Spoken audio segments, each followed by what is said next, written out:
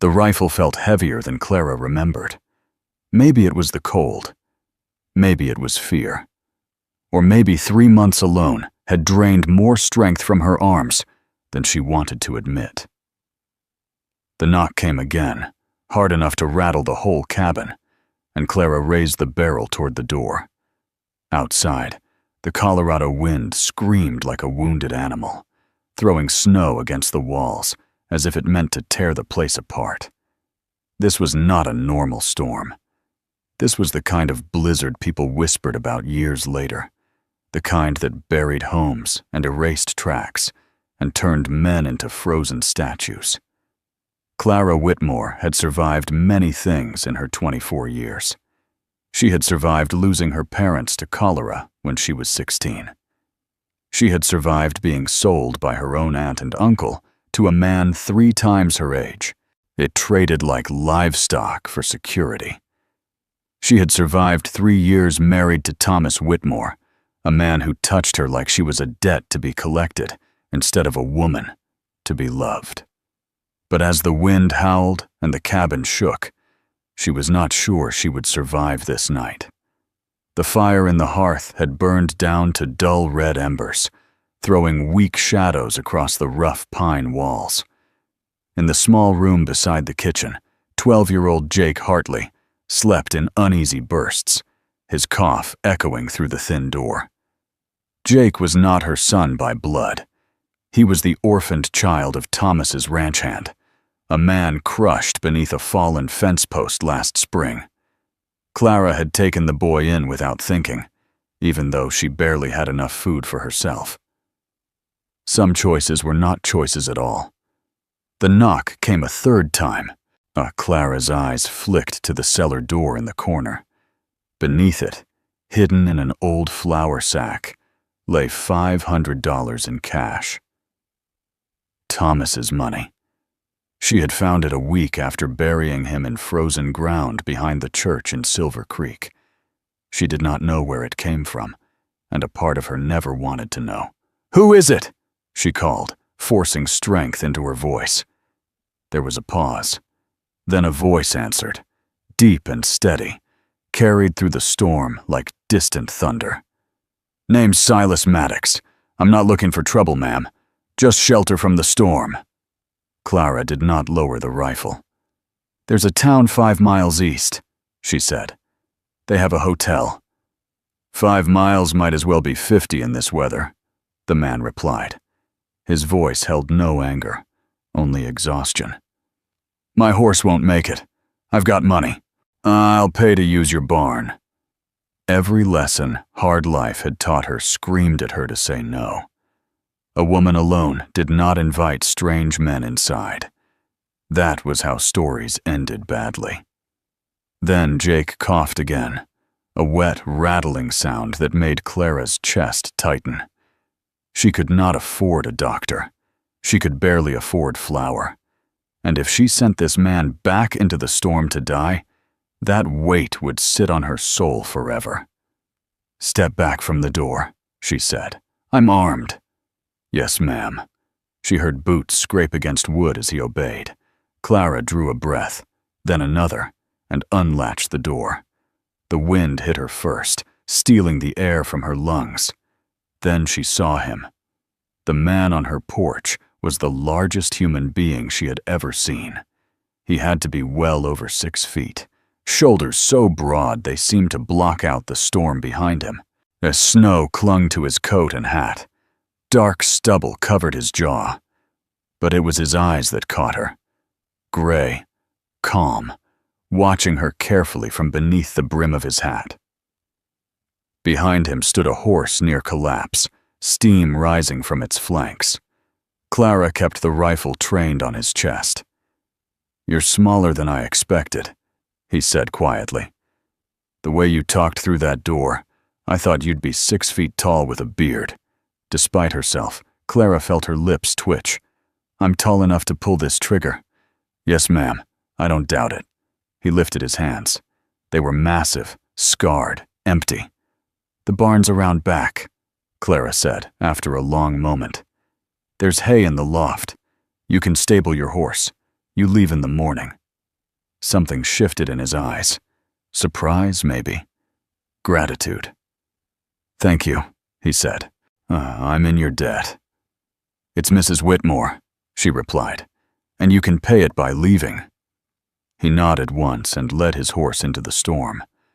Clara did not sleep that night. She sat by the window with the rifle across her lap, every creak of the cabin tightening her grip. But the stranger did not return. When gray dawn finally broke through the clouds, the storm had buried the world under drifts taller than her waist. She needed to check the animals. The walk to the barn was short, but the snow was deep and unforgiving. Halfway there, her boot caught on something hidden beneath the drift. Clara fell hard, the breath knocked from her lungs. The cold crept into her bones fast. Her limbs felt heavy. The snow no longer burned. It felt warm. That was when panic screamed through her fading thoughts. Then something lifted her. A strong arms wrapped around her, pulling her from the drift as if she weighed nothing. A deep voice cut through the fog, urgent and real. Heat surrounded her, not imagined warmth, but solid and alive. She was being carried. The last thing Clara felt before darkness took her was the steady rise and fall of a chest broad enough to be a wall. When she woke, warmth pressed against her skin. Fire crackled nearby. Her feet burned as circulation returned, sharp and painful. "Easy," a low voice said. Her eyes flew open. She tried to push away, weak hands striking a chest like stone. "Don't touch me." He backed away instantly, hands raised. "You were freezing," he said. "I won't touch you now." Clara took in her surroundings. The barn, the stove, her boots drying nearby. The man from the storm stood a few steps away, but looking almost unsure of himself. "My boots," she said. "Over there. You shouldn't have been out in that weather." I needed to check the animals. "They're fine," he said. "I fed them." That surprised her. "Why?" "You gave me shelter." The barn door banged open. "Ma?" Jake stood there, eyes wide as he stared at the massive stranger. "I'm fine," Clara said quickly.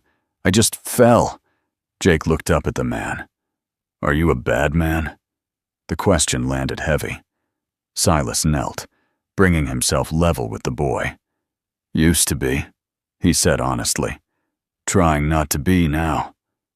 Jake nodded, satisfied. "Ma says everyone deserves a chance."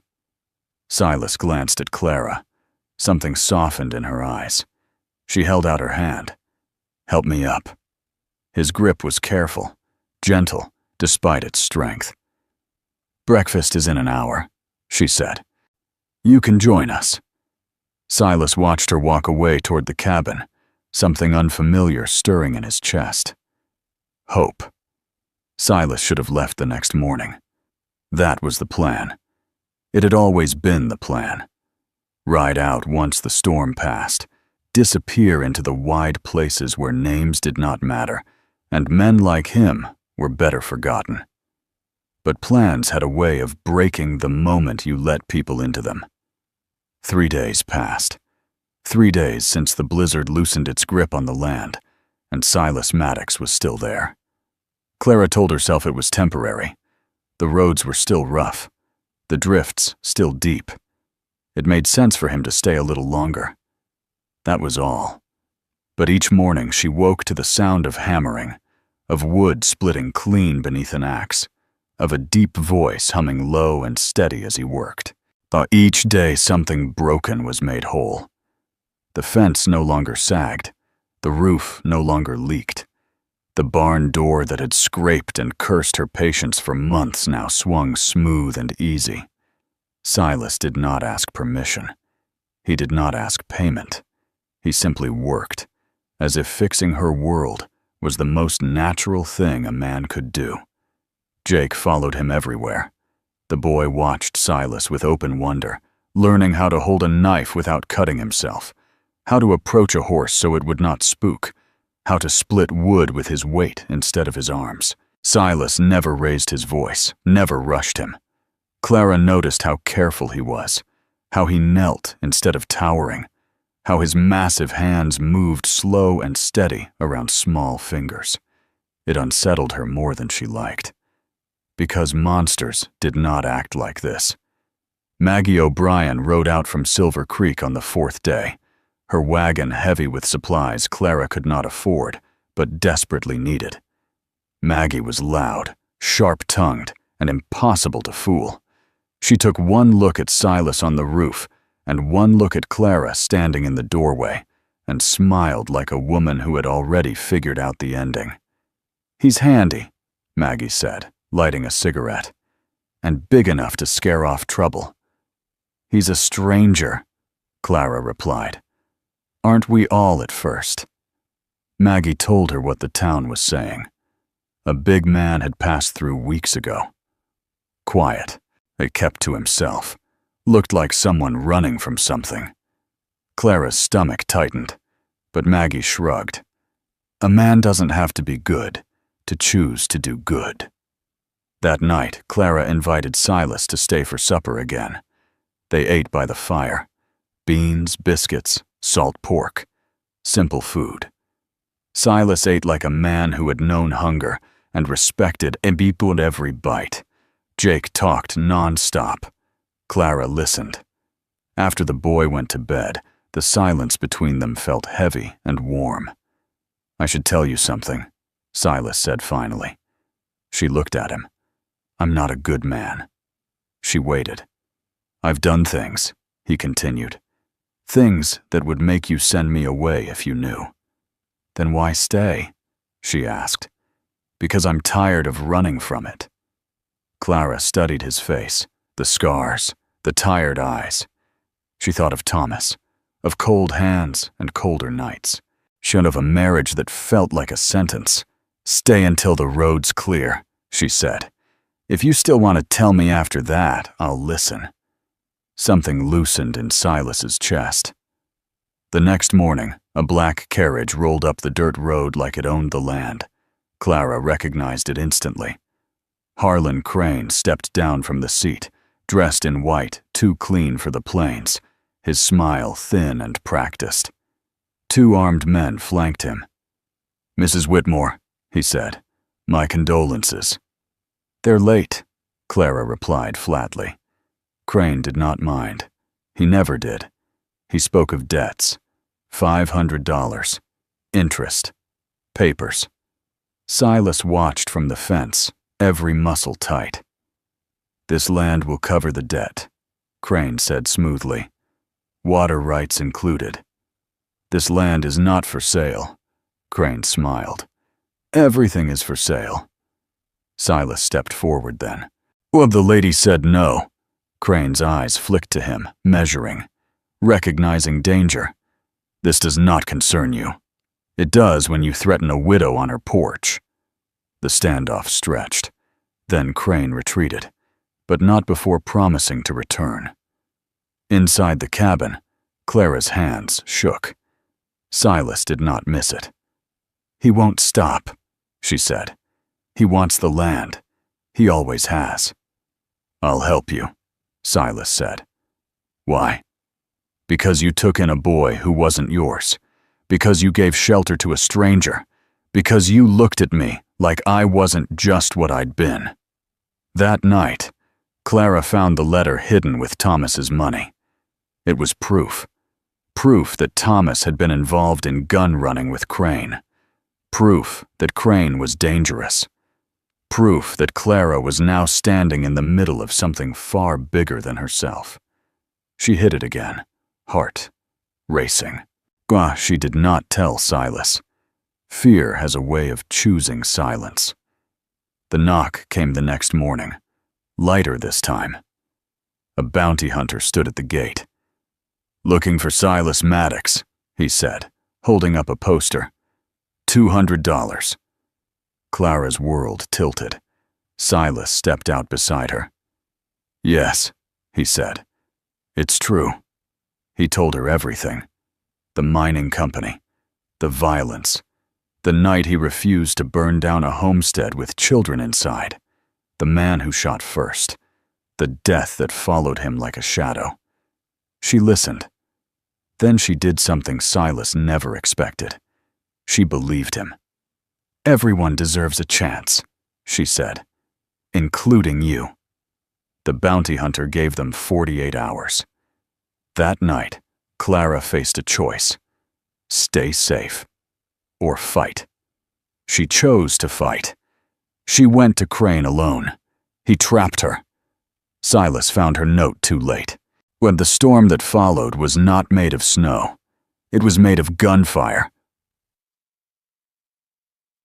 broken doors, and men finally standing up to monsters who believed themselves untouchable. Silas came through the roof. Sheriff Burke came through the back. Crane fell. Victor Crane fell harder. Clara ran into Silas's arms in the middle of chaos, alive. The bounty was withdrawn. Silas Maddox was a free man. But freedom came with a final choice. Who would he be now that he could stop running? As dawn broke over the plains, Silas looked at the small cabin, at the woman standing beside him, at the boy watching from the porch. Home was no longer a place. It was a promise. And promises, he had learned, were worth staying for. Silas always knew the quiet would not last. The morning after Crane was taken away, the land felt different. Too still, at the kind of stillness that came before something decided to break. Silas stood outside the cabin, hands resting on the fence he had rebuilt, watching the horizon like a man who had learned the hard way that peace was fragile. Clara stepped onto the porch with a cup of coffee in each hand. She handed one to him without a word. Their fingers brushed. Neither pulled away.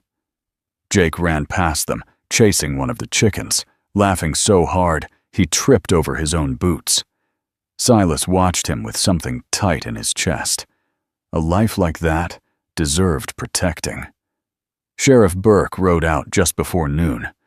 "They're moving Crane to Denver tomorrow," he said. "He won't be coming back." "And Victor?" Clara asked. "Alive," Burke said. "Angry, but alive." Silas nodded. That was enough. When Burke left, Clara turned to Silas. You can go now," she said quietly.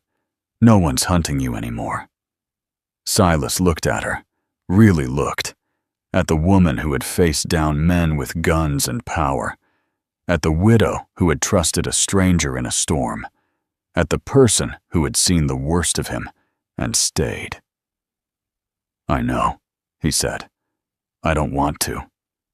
The words settled between them like truth finally spoken aloud. That night, they sat by the fire. No secrets left. No lies to hide behind. Clara broke the silence.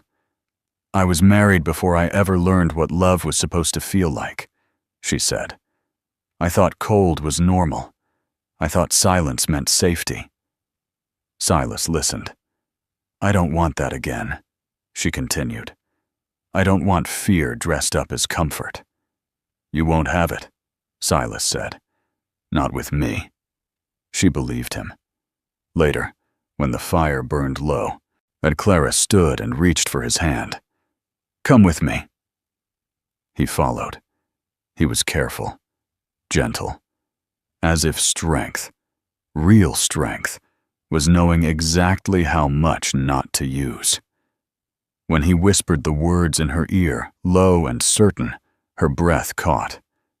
"You've never had a man my size," he murmured.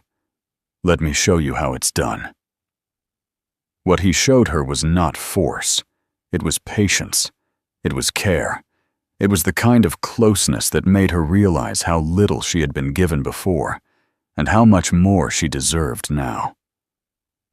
When dawn came, it came soft. Weeks passed.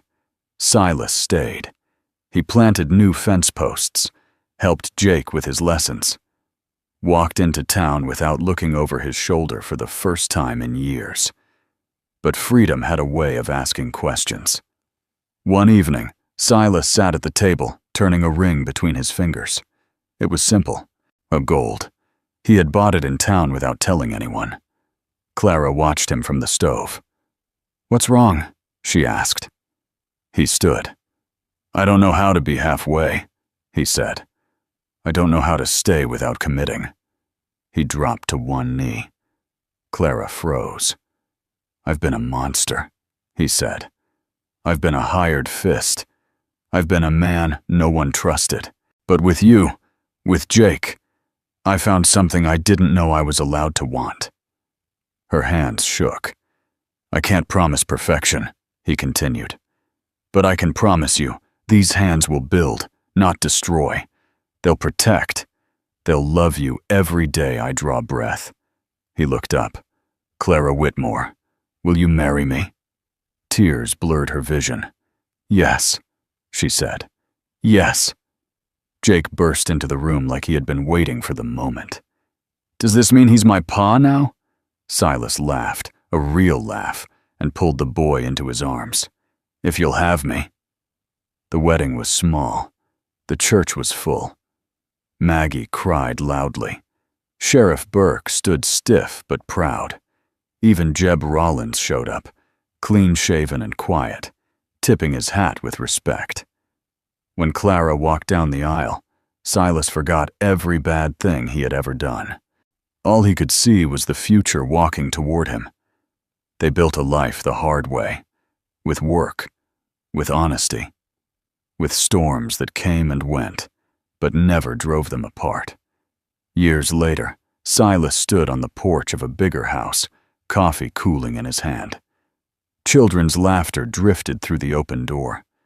Clara stood behind him, her arm around his waist, her head resting against his back. "Storm's coming," she said. He smiled. "Let it come." Because this time, they were ready. Together.